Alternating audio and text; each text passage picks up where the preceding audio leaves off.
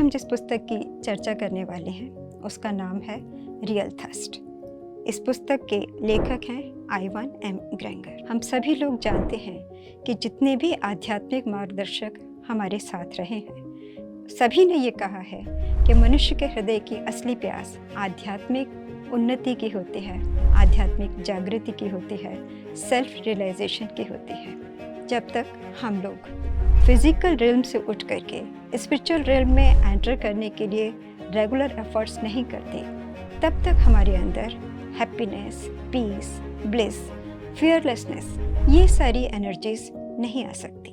इसीलिए सभी को आध्यात्मिक विज्ञान का प्रचार प्रसार भी करना है, जीवन में भी उतारना है और उसी के माध्यम से सारी मानवता को एक सूत्र में पिरो करके पूरी धरती पर वसुधैव कुटुंबकम की स्थापना हम सभी को करनी है।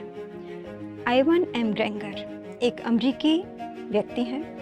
जब ये बच्चे थे तभी इनके माता पिता के संबंध बिखर गए, उनका डिवोर्स हो गया और इनकी माँ ईस्टर्न फिलॉसफी की ओर मुड़ गई। उन्होंने बहुत सारी आध्यात्मिक पुस्तकों को पढ़ना शुरू किया। आइवान ने भी उनके साथ साथ उन पुस्तकों का अध्ययन किया और उनकी खोज जिस किताब पर आकर रुकी उसका नाम था autobiography of a Yogi. Autobiography of a Yogi पढ़ने के बाद आइवान ने हवाई की गुफाओं में एकांत में जाकर के मेडिटेशन की रेगुलर प्रैक्टिस शुरू कर दी। कुछ दिनों की प्रैक्टिस के बाद ही उनको भाव समाधि की अनुभूति हुई और उनको यह एहसास हुआ कि पृथ्वी के सारे मनुष्य, वो किसी भी देश के हों, किसी भी संप्रदाय के हों, उन सबकी प्यास कॉमन होती है, उनकी खोज भी कॉमन होती है। इसलिए उन्होंने एक वेबसाइट बनाई poetry-chaikhana.com। इस वेबसाइट पर दुनिया भर के सेल्फ रियलाइज्ड मास्टर्स की सेक्रेड पोइट्री को उन्होंने ट्रांसलेट करके अंग्रेज़ी भाषा में सभी के लिए अवेलेबल करवाया है। मैंने एक प्रयास किया है उन सभी कविताओं का हिंदी रूपांतरण आप सभी तक पहुंचाने के लिए। यहाँ पर हमने किसी कवि का नाम, किसी का देश, किसी की भाषा का कोई जिक्र नहीं किया है। चित चोर लूट ली तुमने कुटिया इस भिक्षु की, छोड़ा ना कुछ भी दिखता है जो मुझे अब, वो है छाप तुम्हारे चोरी में माहिर हाथों की, हर ओर हर समय।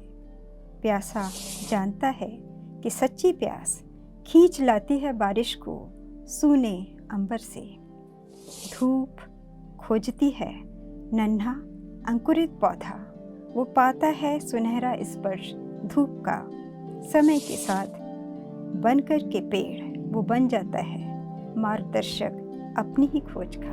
हर साकार वस्तु भरती है आह, ताकती हुई आकाश तुम्हारी पूजा की वेदी नहीं समेट कर रख सकती हजारों हजारों प्रतिमाओं को। अटके हुए उनमें तुम क्या पाते हो? हर सुनहरी मूर्ति में निहित देवता कहता है एक ही बात, मैं बहुत तुच्छ हूँ। सूरज के सामने मैं केवल कर सकता हूँ संकेत ऊपर की ओर।